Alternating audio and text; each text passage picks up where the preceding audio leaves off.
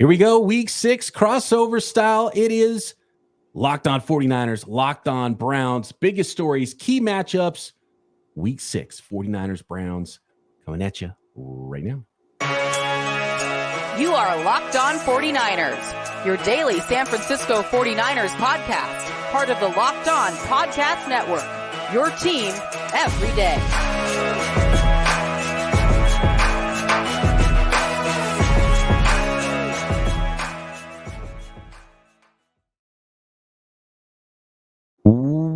Welcome to another Locked On Podcast Network crossover episode. Brian Peacock and Eric Crocker of Locked On 49ers with Jeff Lloyd of Locked On Browns at BD Peacock, at Eric_Crocker, at Jeff_LJ_ Lloyd on the socials. Thanks everybody for making us your first listen here on the Locked On Podcast Network. Your team every day. Appreciate all of the everydayers out there. Make sure you guys are subscribed up on Locked On 49ers and Locked On Browns YouTube. And of course, you can find us everywhere you find your podcast. And as always, Crossover Thursday episodes brought to you by PrizePicks, the easiest and most exciting way to play daily fantasy sports. Go to prizepicks.com/LockedOnNFL and use code, all lowercase, LockedOnNFL for a first deposit match up to $100. It's been a little bit, Jeff. Excited to get into this one here in week 6. Coming off a bye are the well-rested Browns. And I was going to first start with the quarterbacks maybe, but maybe the biggest storyline right now was something you just showed us that we hadn't seen yet was David Njoku showing on social media the aftermath of his burns that he suffered. What was it? Just the day before the last game. And I remember seeing seeing the clip of him walking into the stadium and walking in with a mask over his face. I see why he needed a mask over his face. Wow, that is pretty unbelievable. Yeah, the whole situation. And look, I mean, nothing ever goes smoothly for the Cleveland Browns, obviously. And I think we've gotten to the point where we're never startled or shocked by anything that goes on off the field. But Saturday, the word came out, and this was, obviously almost, 2 weeks ago, the Friday night before the Ravens game. I guess, guys, Friday night's usually a big entertainment night for these guys before they, basically, set aside and get ready for a game. Apparently lighting a fire pit, and, there were some, some facial burns, but you see it today, obviously. I think the thing that really jumps out for me is how in the world did he play 36 hours later? But ironically enough, I've actually been part of a fire pit and burning situation. The problem for Njoku right now is you like probably towards the scabbing part of it. So like that's the most critical part. You don't want that stuff to break open. You're going to restart the process, obviously, as far as healing. I have no reason to believe he won't play Sunday. Obviously, I'm sure he'll be masked up the way he was, obviously for the previous game. But never a dull moment here. But I mean, and once you talk about face, look, I mean, arm, legs, these things happen. But I mean, you see the severity of his face, and the first thing that comes to me is, I mean, holy crap, how close was it to possibly his vision? Right. Yeah. I mean, that could be something that sets you back for a long time and, a lifelong sort of an injury. Unbelievable there. And it's crazy that he's playing right away too, because those are severe burns. And I'm sure it's uncomfortable, and potentially, he could, like you said, break things open. And wow, just a really interesting thing I hadn't seen. So did you nearly burn your face off in your fire pit accident, Jeff? Mine was more arms. Mine was more, basically one hand, one arm up before. Yes. Somebody at a neighborhood, somebody lit off some fireworks. I basically had my friend's dog under my legs. The dog jumped to the fireworks. Dog took my legs out, Okay. So it wasn't like the thing where you had too many pops and you're trying to jump over the fire pit. I'm not going to say there wasn't a pop involved. I'm not going to say, but yeah, startled dog. Yeah. Croc, any fire pit accidents, fireworks accidents? I mean, the NFL and fireworks is not a good combination. Anything. I know. Who is it? Justin Tuck that lost his hand? Pierre-Paul. Pierre-Paul, yeah. Pierre-Paul, Jason Pierre-Paul. None for me. But I just started barbecuing, so from I'd say 98% of my 36-year-old life, I've left the barbecuing and grilling to other people. Yeah. But now I will be more aware. I might just wear a mask regardless, because I saw a picture that if 49er fans, if you aren't out there right now, go to Jeff Lloyd's page. I mean, it looks crazy. It looks crazy to me. Yeah, be careful when you're lighting that thing. Croc's getting culinary now. He just discovered the joy of putting hot sauce on your eggs. which I can't believe it took him this long to figure out. So he's getting there. He's getting there, guys. So I'm like the most simplest person when it comes to food. Obviously, you want food seasoned well, but my dad taught me one thing a long time ago. He said, dude, look, doesn't matter how it tastes. If it's good for you, just eat it. So that's always kind of been my mindset. So unless someone prepares it a certain way for me, the only thing I typically go to add to my food is probably barbecue sauce. Like if I'm able to put that on there, like a burger, fries, nuggets, chicken strip, whatever it is, I'll add barbecue sauce. But most of the time, however I get the food, that's how I just eat it. So like even if it's something I might need a little bit more salt or something, I don't even waste my time with it. I just eat it and it goes to the right places. My dad taught me the opposite. He's very Al Michaels with his. I don't know if you heard his thing this week, but he's like, my dad's never had a vegetable in his life. I don't know how he's still kicking at this point because of how bad he ate. And I eat better than my dad did. But yeah, I'm always looking for that thing that hits. Like, oh, good. It's definitely my vice. I like to eat for fun occasionally, which is every day. So, Jeff, getting back into this football game, 49ers, Browns. Last we saw DTR on the field and no Deshaun Watson. So what's the injury update on Deshaun Watson? Are the 49ers going to have to defend? Which quarterback are the 49ers going to have to defend Sunday? Look, if he's not taking the practice field by now, I mean, look, granted, it is only technically the first day of the week, but you're starting to put it in. I mean, and this is a team in the San Francisco 49ers that are obviously clicking on all cylinders. I don't think you can just have him show up on Friday and, just think that he's going to have enough of the game plan ready. They're saying it is a rotator cuff contusion. It's the weirdest thing about it is this happened in the third quarter against the Tennessee Titans. He closed out that game with a 50-yard touchdown pass to Amari Cooper. So I don't know if he kind of, the old phrase nutted up through it. Was there possibly, a little assistance, maybe, through a syringe, obviously. But, right now it's an issue. And if you can't practice and, Croc, you play ball, I play ball. Look, there are plenty of times where you can't lift your arm up. So, it's one thing to play other positions, but it'd be asked to be throw the ball. And look, there's been a lot of critique, last year through his play and obviously the beginning of this season. And we live in an era now where, not a lot of guys, are nervous about how they're viewed. And, maybe he just feels like he can't play well enough for this team to win. They made the switch. It sounds like it's not going to be DTR. And, thankfully I agree with, because I would not throw a rookie quarterback anywhere near the San Francisco 49ers defense. PJ Walker here, and a lot of criticism over the Browns because they, traded Josh Dobbs. Everybody loved the move at the time, but now that maybe you might need Josh Dobbs, you can't have it both ways, obviously. But PJ Walker has a ton more NFL experience than Josh Dobbs. Plain and simple. Josh Dobbs didn't have any NFL experience truly until this year. PJ Walker's made 15 starts in his career. Obviously mobility. Either way, the matchup still scares the daylights out of me. But the way it looks like it's trending is it's going to be PJ Walker, who the Browns basically picked up in the end of summer right after they made that deal for Josh Dobbs. Interesting. That's and it's probably a smart thing for the development of your young quarterback, not to put him out against a difficult defense like this. And he had a tough time in his first go around a couple weeks ago. And it's hard to prepare that quick, not really knowing that you're going to be a quarterback. And all of a sudden, hey, guess what? Starters hurt. You're going to play this week. It's like, okay, let's get ready. Did not look as good as it did in the preseason for DTR there. So probably the smart move, and, try to get yourself an advantage if you're not going to have Deshaun Watson out there in a certain way. And maybe that's with the legs of PJ Walker against the San Francisco 49ers. By the way, I don't want to say you guys are past your prime, but if I'm not mistaken, Jeff, you're a former wide receiver. We got a former DB in Croc. Maybe we should handle this week's game in that way and have you guys go out to a field somewhere and go at it. I think I'm probably past my prime, so. I know I'm past my prime, so we'll stick to barbecuing. I think that'd be the best way to do it. Obviously, I've been there for a while. Croc's new to it. We'll throw it out. He can bring some stuff, some stuff from the South. I'll teach him the way we do it up here in the North a little bit. But what I want to get to you guys is, look, when I say clicking on all cylinders, Sunday night, I had, my whole thing was, okay, we're going to turn it on because it's Sunday night football. The question is, how quickly am I going to turn it off? I ended up sticking around a little longer. But with all of this, and look, Ayuk, obviously Debo, fantastic ball players. McCaffrey, fantastic ball player. Kittle, fantastic ball player. The defense, look, we could go on an hour forever about that. But what is it with Purdy? Because there's so much. Is it the game manager? Is it for me? It don't matter. None of it should matter because he is just so well within the system. And, I know Dan Orlovsky, last week put up that great illustration, basically the video breakdown. And basically, there's one guy on the left side, 50 yards down the field. There's a guy 25 yards. I mean, the spacing of this offense is so incredible. And this is what we try to talk about all the time with the Browns, or basically offense at all. The most important receiver should be the open receiver. It doesn't matter necessarily which guy it is.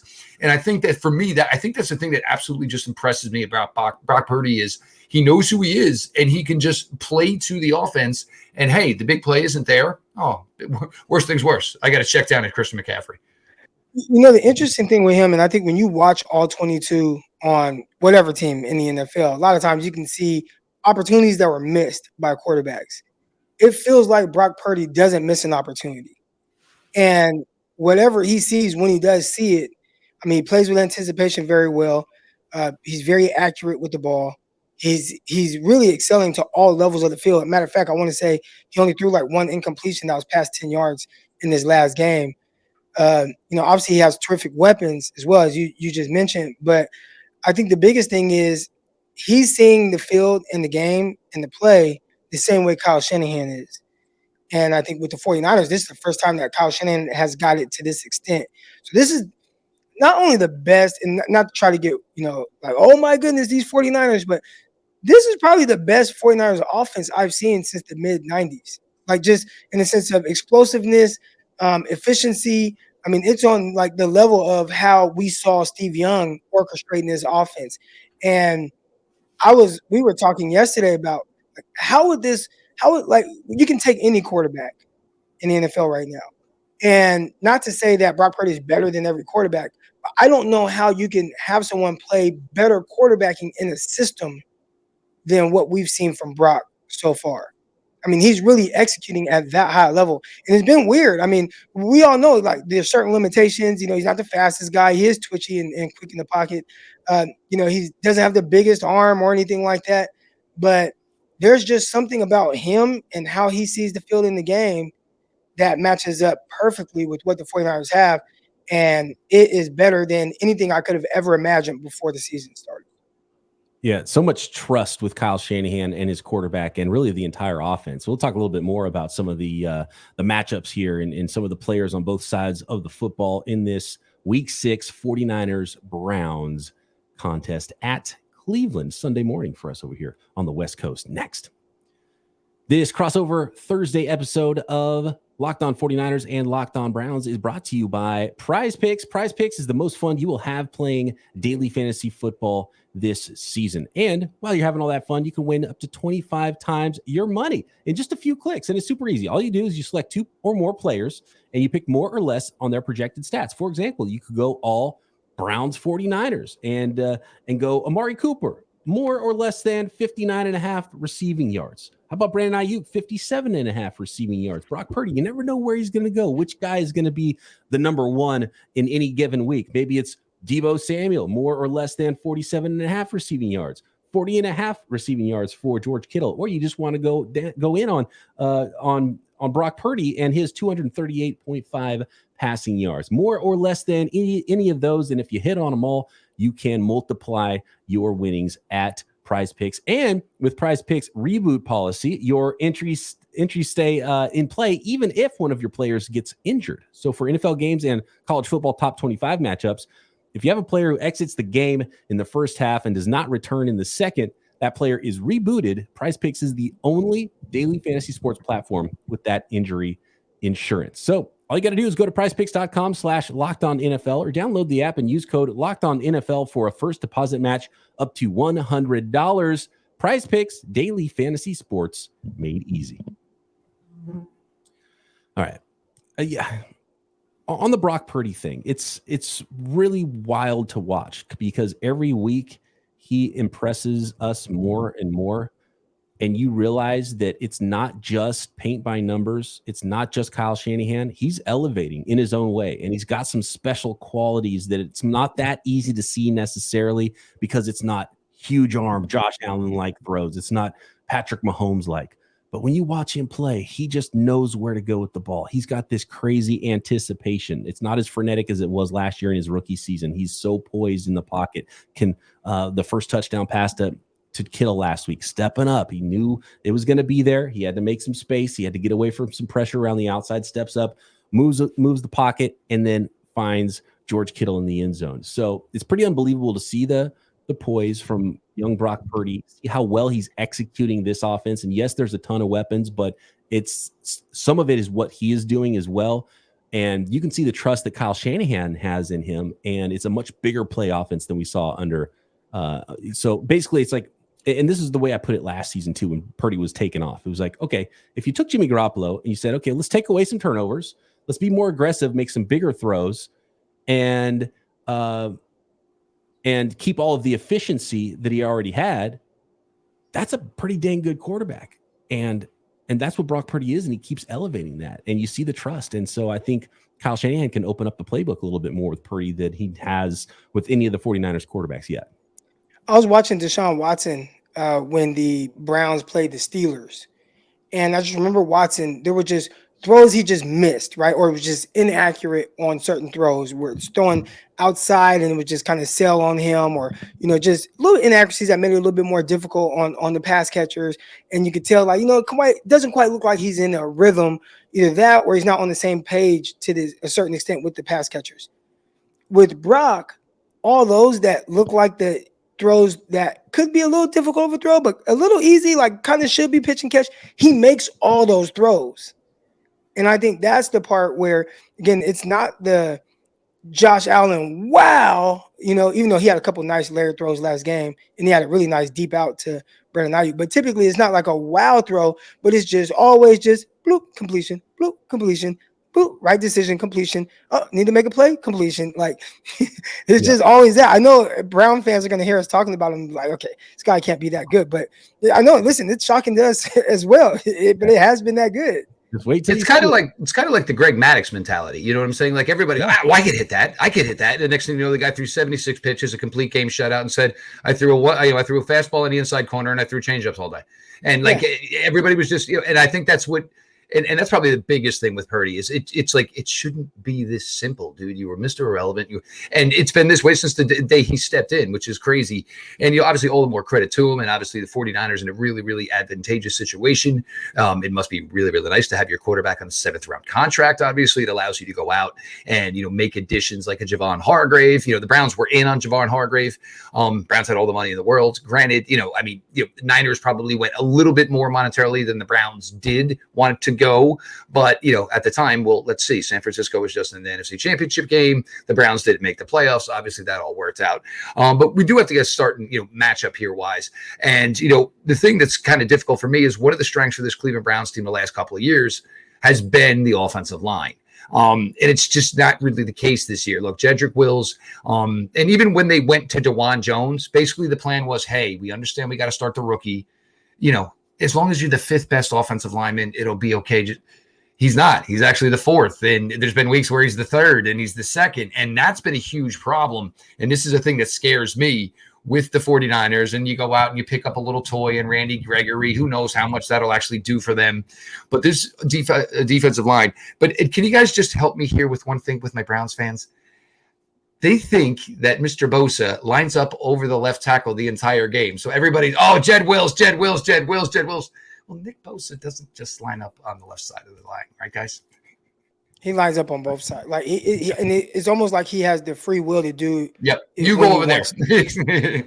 Yeah, and I think they can, get the matchups they want. They'll move guys around. You'll see some ends inside rushing the passer on certain third downs. It's funny because Bosa originally was more comfortable on the right side. And so early in his career, he was mostly a right end going against the left tackle. I think he's actually been more lined up left side this year. And so he's kind of flipped that a little bit. So, yeah, whoever you have at right tackle is going to see a lot of Nick Bosa. And whoever that is that Nick Bosa's over is going to have his hands full. And Bosa's a good run. He's good setting the edge against the run, and there's always a lot of I was just looking at some numbers for double teams, and he sees as many double teams as anybody in the league, so that you're going to have utilize an extra player chipping him, having some extra help over there to that side, and so that means it's going to free up some Hargrave and some Eric Armstead and some other, maybe Randy Gregory. It'll be really interesting to see what he looks like in a 49ers uniform and how many snaps he'll even play going in here in his first his first game with the 49ers. So, you always have your handful, and it's going to be good on good. So that's a good one, Jeff. That's a really fun matchup in this game for 49ers Browns. Nick Bosa has 2 sacks on the year right now, and they're both off of the right tackle, not left tackle. So, Yep.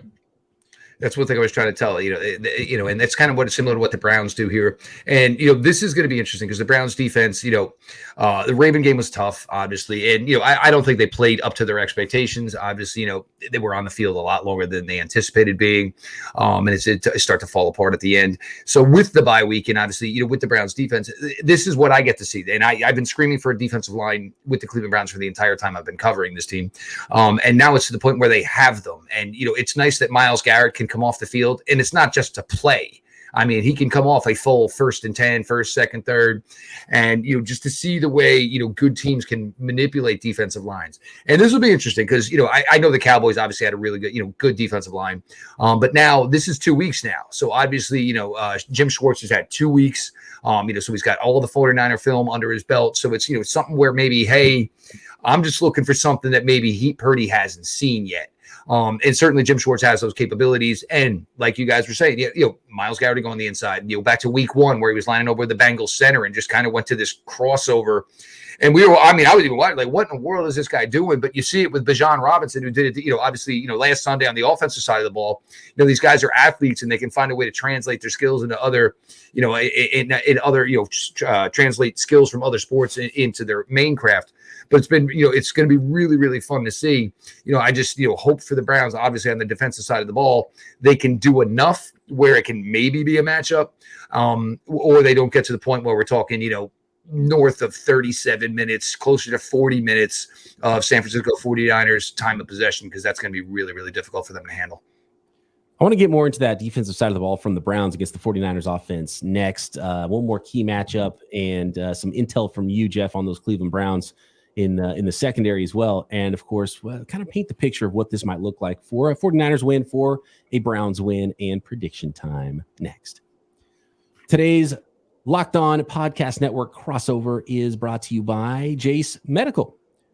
Get a Jace case. Don't be unprepared. Do not end up unprepared for yourself and your family. Everyone should feel empowered to care for themselves and their loved ones during the unexpected. That's why Jace Medical offers the Jace case. The Jace case provides 5 life-saving antibiotics for emergency use and gives you peace of mind so that you're not just hoping that you have access to the medication you need in an emergency. Jace case makes sure that you have that medication in hand, and Jace Medical is simple. They handle everything from online evaluation to exactly what you or your family might need in your Jace case, and licensed pharmacy medication delivery and ongoing consultation and care. So don't get caught unprepared.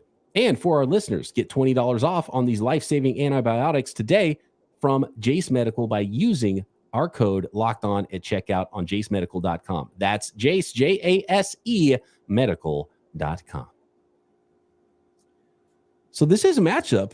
I believe the second matchup in a row, guys, for the 49ers of the 2 best defenses in the NFL. Now, the 49ers doubled what the points per game that the Dallas Cowboys were giving up. So the Cowboys are no longer one of the top 2 defenses in the league. Now it's the 49ers allowing 13.6 points per game, and the Browns, number 2 in the league, allowing 15 points per game. So I got to imagine the Cleveland Browns fans out there are thinking, well, we got a pretty good defense. I don't know what the hell the Browns were doing, but we're not going to let the 49ers score 42 points. We've been calling Brock Purdy Brock 30 because they throw up 30 points every single game, it seems like. I know Myles Garrett is a game wrecker, and he's a terror, so that's going to be fun to watch, especially if we get some one-on-ones with Trent Williams. But I've been impressed with the secondary as well. Talk to me about this Browns defense, Jeff. Well, it's actually funny because I know I had Eric on at one point, whatever, and this was obviously before, the Browns secondary is what it is. Denzel Ward, when healthy, is one of the better quarterbacks in the NFL. He's feisty, and, one of his biggest problems is Denzel Ward thinks he's 6'1", 205. And he kind of plays like that. And obviously gets himself in trouble, gets himself injured at times. Greg Newsome, all the talk over the offseason was, originally he didn't want to play the slot, Then he eventually met Jim Schwartz. Then he saw the moves. So the question was, well, do you want to be here and be part of a really good defense, or do you basically want to go to door number 3, the unknown? Greg Newsome has embraced the slot. He's played really well there. Martin Emerson, just physical. physical. Like he would be the guy ideally the Browns want against Debo. Debo's got, basically, a big physical matchup against Newsome and both Ward. Emerson can kind of even that out a little bit. Grant Delpit is playing his best NFL football of his entire career right now. And his rookie year obviously washed away by an Achilles. He was better the second half of his second year. His third year, he was better the second half. But this is the time where we're starting to see Grant Delpit kind of do everything. They made the additions, obviously, of McLeod. We really haven't gotten to see Juan Thornhill totally break out just yet, but he's been solid. But they made a lot of emphasis. And, as much as Jim Schwartz, when he got here, and keep in mind, these are a lot of the same guys that played on this defense last year, and there were so many issues. And Jim Schwartz basically came in and said, look, I'm going to play man until I don't have to. And, that's what your defensive backs want to hear. They want to hear that somebody believes in them. And look, it wasn't always going to be checkers. We knew that. And eventually he was going to have to start playing some chess. And obviously this is going to be a week where he's going to have to start playing some chess, trying to slow down and disrupt this defense. But it's really, really, really come together, because, Jim Schwartz, first off, this theory is, I don't care what my defensive backs do because hopefully the quarterback's never throwing the ball. But you got to have the guys to do it. And they've been phenomenal to this point. Even the Ravens lost. That really wasn't on them. Even the Steeler game. That wasn't on them. They let up one big play to Pickens, but that was it. I mean, you can't have your offense give up 2 touchdowns. It's just that simple. Otherwise, they would be walking into this game and they'd be 3-1. But it's been really, really fun to watch these guys. And it's going to be difficult here over the next couple of weeks because if this team can't get right offensively and get this record where people think it's going to be, you always worried about that in that locker room harmony. Obviously, between offensive players, defensive players, everybody wants to feel like they're carrying their own weight and contributing to hopefully the same goal.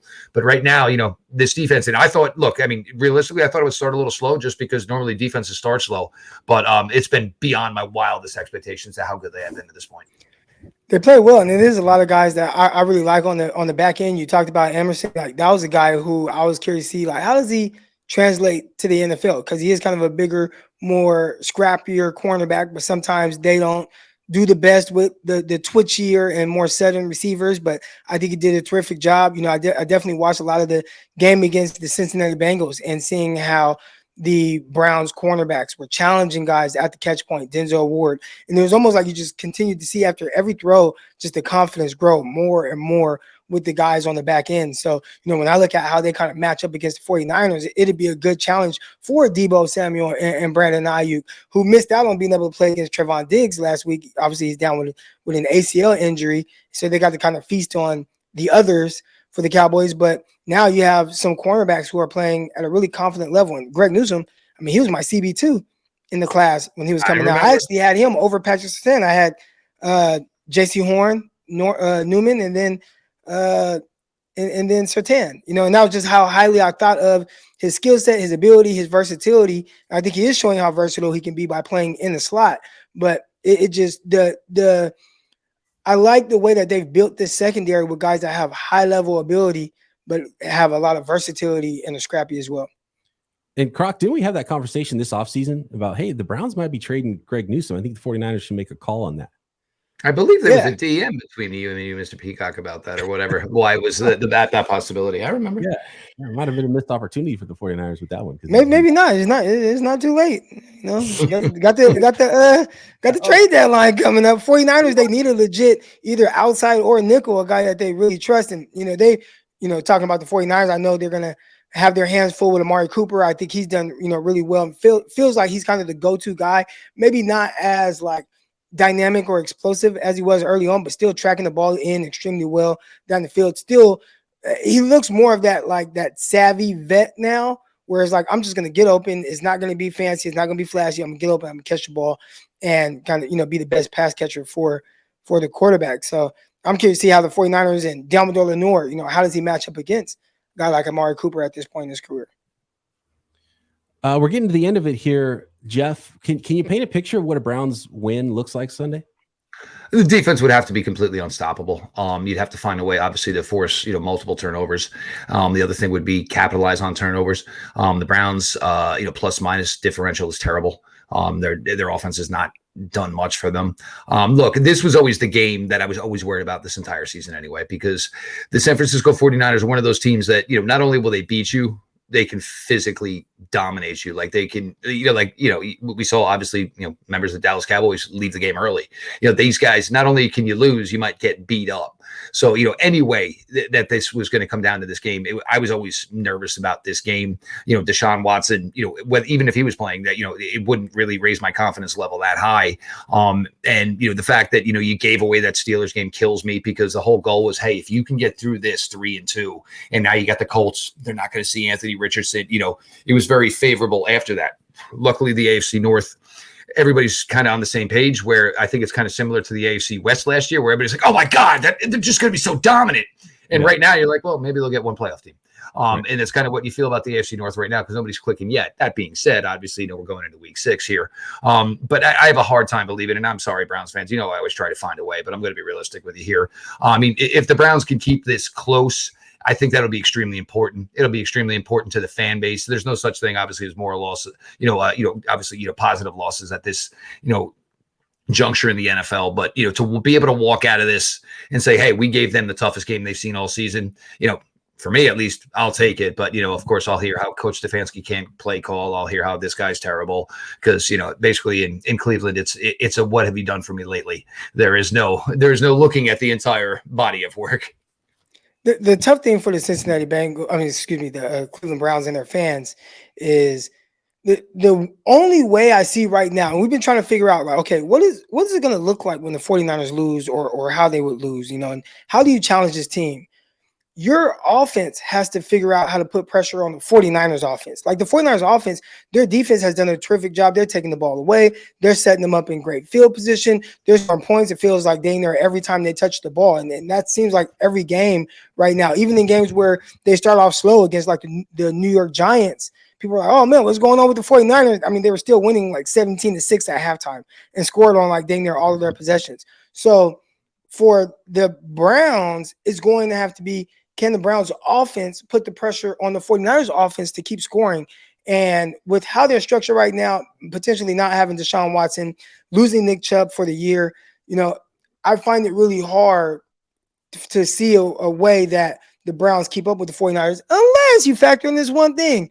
I see the weather might be bad. And we've seen some weird things happen in 49ers games when the weather isn't great. They say that they are expecting some kind of rain. Not sure to what extent. It can be a little windy. So if there is one thing that goes in the Browns' favor, it will probably have to be that weather, where that could kind of even the playing field just a little bit. I'm looking at 55 degrees with some wind gusts in the teens, 13 miles per hour maybe. And potentially rainy there on Sunday in Cleveland. So, maybe that could be the great equalizer. I thought you were predicting that San Francisco was going to drop a 50 burger on the Browns. No. Look, I mean, Brock 30, write it down. And that's kind of where the 49ers are right now, is they're scoring 30 points a game. And the teams, it's like the greatest show on turf. Like, remember how I didn't say it, but that's kind of when nobody knew who Kurt Warner was, and it was just all these great players around him. There's some similarity kind of to it. It definitely is a vibe I kind of get from Brock Purdy. Yeah, I can see that. You got the Kurt Warner, the kind of the older guy. He was undrafted. Obviously, Purdy, last pick in the draft. Then you have Marshall Faulk, and the 49ers kind of have their version of Marshall Faulk and Christian McCaffrey. Then you have Isaac Bruce and Torrey Holt and Ricky Pro. I could see that. Absolutely. Yeah. There's screenplays already being written about Mr. Irrelevant and the 49ers. And they definitely feel like something special is going on this year at the Niners. Although the Miami Dolphins are trying to take the greatest show on surf nickname right now. And so they're kind of trying to get that one. Called the Speed Dave God. But who knows, maybe it's Dolphins 49ers this year. Those teams both look pretty good. But the Browns are going to have something to say about that in week 6. It's going to be a fun one. Jeff, always a pleasure chatting with you.